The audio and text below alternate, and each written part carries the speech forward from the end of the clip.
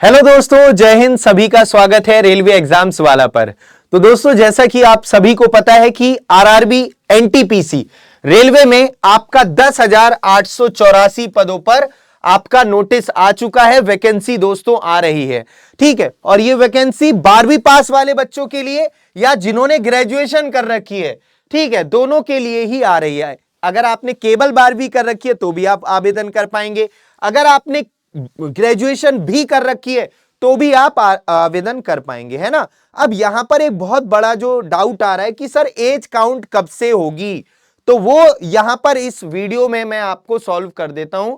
क्योंकि इससे पहले मैंने एक वीडियो बनाई थी, तब मेरे पास साक्ष्य नहीं थे, मैंने आपको जानकारी दी थी, लेकिन अब हमारे पास साक्ष्य है। क्योंकि आज जो है ऑफिशियल नोटिफिकेशन आ चुका है दोस्तों जेई का, है ना। 7,000 लगभग पदों पर आरआरबी जेई का नोटिफिकेशन आ चुका है। तो उससे आज जो है कंफर्म हो चुका है कि एनटीपीसी जो आगे आने वाली वैकेंसी है दोस्तों, 10,884 पद हैं टेंटेटिव। अभी तो इतने हैं, देखते हैं ये आगे बढ़ेंगे या नहीं बढ़ेंगे।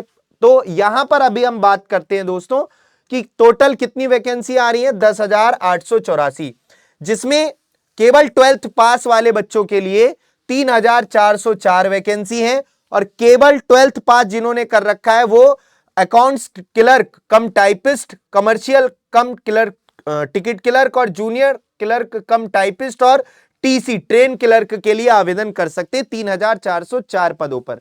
और दोस्तों जिन्होंने ग्रेजुएशन कर रखी है वो 7,479 पदों पर गुड्स गार्ड हो गया, स्टेशन मास्टर हो गया, चीफ कमर्शियल कम टिकट सुपरवाइजर हो गया, जूनियर अकाउंट्स असिस्टेंट कम टाइपिस्ट हो गया, सीनियर क्लर्क कम टाइपिस्ट हो गया। इनके लिए भी आवेदन कर सकते हैं जिन्होंने ग्रेजुएशन की है। अच्छा, ग्रेजुएशन जिन्होंने की है वो ऊपर वाले जो जितने भी ये मैंने अभी पोस्ट बताई थी 12th पास, उनके लिए भी आवेदन कर सकते हैं अगर उनकी एज क्राइटेरिया उसमें आते हैं वो। तो दोस्तों यहां पर मैं आपको बता देता हूं कि जो एज क्राइटेरिया रहता है मेरे भाई, है ना, एज क्राइटेरिया यहां पर बेसिकली 12th पास वालों के लिए रहता था 18 से 30 साल, और ग्रेजुएशन वाले बच्चों के लिए रहता था मेरे भाई 18 से 36 साल, है ना। तो ग्रेजुएट वाले बच्चों के लिए 18 से 36 साल रहता था एज क्राइटेरिया। और 12th पास वाले बच्चों के लिए जिनकी 12th में 50% प्लस है मार्क्स, 18 से सॉरी ये रहता था 18 से 33, ये रहता था 18 से 30। लेकिन कोविड के कारण रिलैक्सेशन दिया जा रहा है ना, आप सभी को पता है। और वैकेंसीज नहीं आई है, काफी लंबे समय बाद वैकेंसी आई है, तो 3 साल का एक्स्ट्रा रिलैक्सेशन। इसलिए 18 से 33 साल वाले जो जनरल में आते हैं और 18 से 36 साल वाले जो जनरल में आते हैं वो 12वीं और ग्रेजुएशन अगर उन्होंने कर रखी है तो आवेदन कर सकते हैं। दोस्तों यहां से अब मैं आपको बताता हूं, ध्यान से देखिएगा, मेरी बात सुनिएगा। मैंने जो अभी कुछ दिन पहले जानकारी आपको दी थी कि मैंने यहां पर ये एक इवेंट के माध्यम से बताया था कि अगर आप ग्रेजुएट हैं, मतलब आप अगर ग्रेजुएट हैं तो ग्रेजुएशन लेवल पर जो वैकेंसी आ रही है ग्रेजुएशन लेवल पर, उनके लिए आयु सीमा रहेगी 18 से 36 साल। अगर जनरल में आप हैं तो आप आवेदन कर पाएंगे। जनरल और ईडब्ल्यूएस के लिए 18 से 36, ओबीसी के लिए 18 से 39, क्योंकि 3 साल का एक्स्ट्रा रिलैक्सेशन ओबीसी को मिलता है।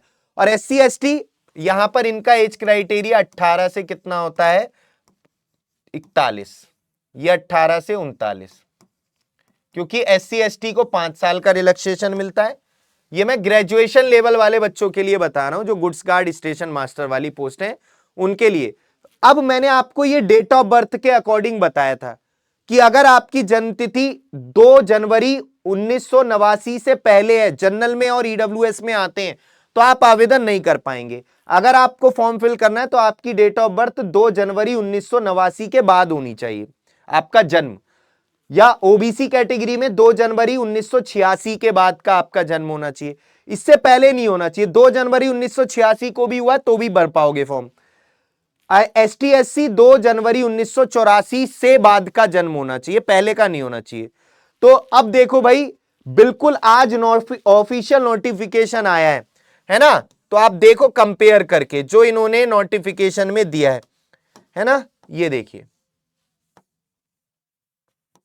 अगर आपको दिख रहा होगा, ये मैं एक बार दिखा देता हूं, ये देखिए सेम जो मैंने आपको बात बताई थी, यहां पर इसमें भी 18 से 33 साल ही रहता था जेई में, इसमें 3 साल का रिलैक्सेशन मिला 18 से 36। ये देखिए ईडब्ल्यूएस में आपका जो भी बच्चे क्योंकि यहां पर हाँ एक मेन जो बात थी वो तो अभी बताई नहीं मैंने, एज काउंट हो रही है मेरे भाई आपकी, यहां पर कितने एज जो काउंट हो रही है वो हो रही है, ये देखिए जो यहां पर एज काउंट होगी वो 1 जनवरी 2025 को काउंट हो रही है, ठीक है।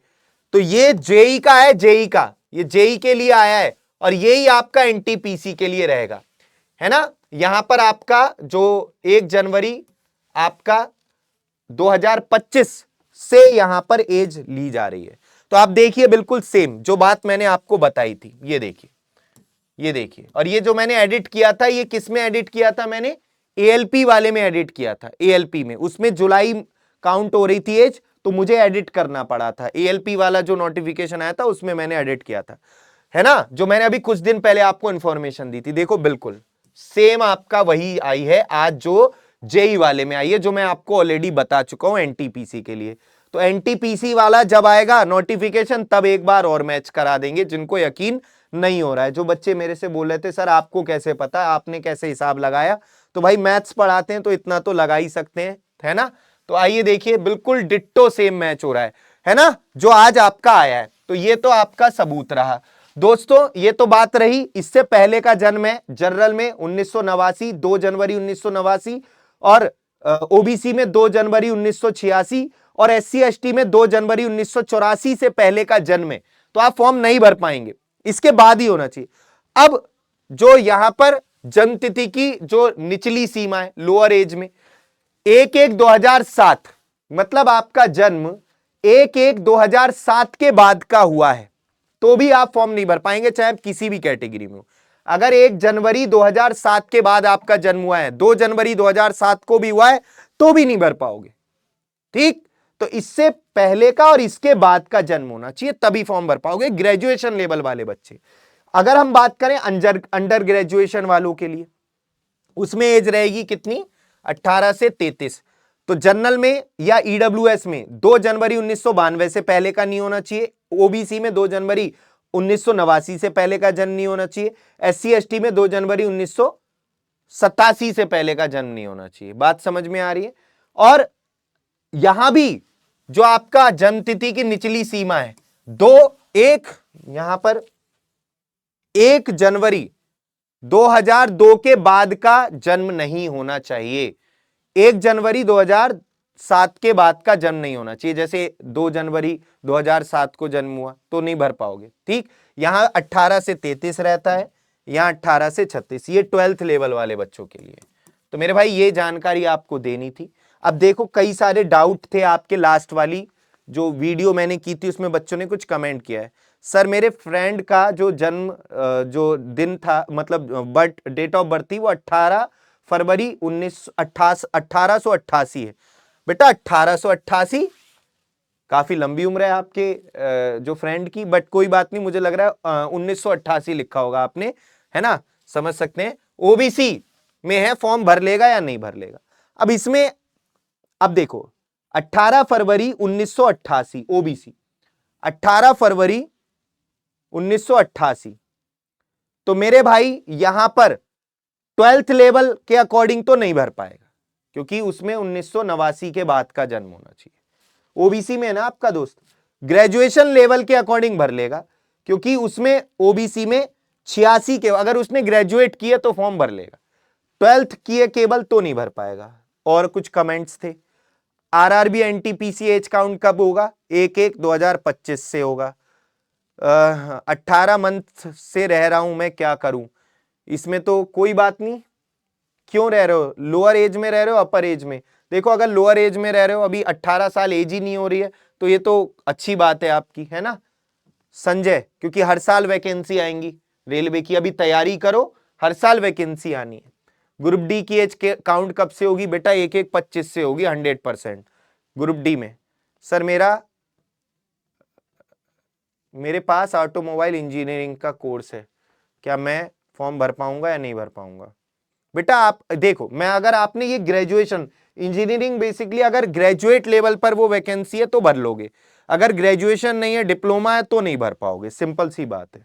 ठीक, मेरी डेट ऑफ बर्थ इतनी है भैया, कौन सी कैटेगरी में आते भर लोगे यार, कोई सी भी कैटेगरी में, 2005 है ना, तो ये तो बहुत सही है, किसी भी कैटेगरी में आते हो भर लोगे, 12th लेवल के लिए भी और ग्रेजुएशन लेवल के लिए भी। सर मेरा डेट ऑफ बर्थ 13/8/7 है। नहीं बेटा, 1/1/7 के बाद का जन्म है तो फॉर्म नहीं भर सकते, नहीं भर पाओगे। तो ये कुछ आपके डाउट थे जो मैंने यहाँ क्लियर कर दिए लास्ट वीडियो में। अभी कोई डाउट हो तो आप यहाँ पर पूछ सकते हो। अपनी बिल्कुल फ्री में क्लास चल रही है रेलवे एग्जाम्स वाला यूट्यूब चैनल पर, बहुत ही अच्छे से।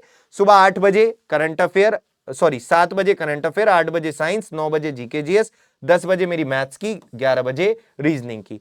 Chapter wise, topic wise theory classes बेहतरीन कंटेंट के साथ में आपको यहां पर पढ़ाई जा रही है ना। तो जैसे मेरी मैथ्स की क्लास आपकी सुबह 10 बजे, पीडीएफ भी मिलती है, जैसे मैं अपनी पीडीएफ, हमारा जो टेलीग्राम है maths by Nitin Sagar sir, उस पर भेज देता हूं। सबके ऑफिशियल टेलीग्राम बने हुए, वहां पर पीडीएफ भी मिल जाती है।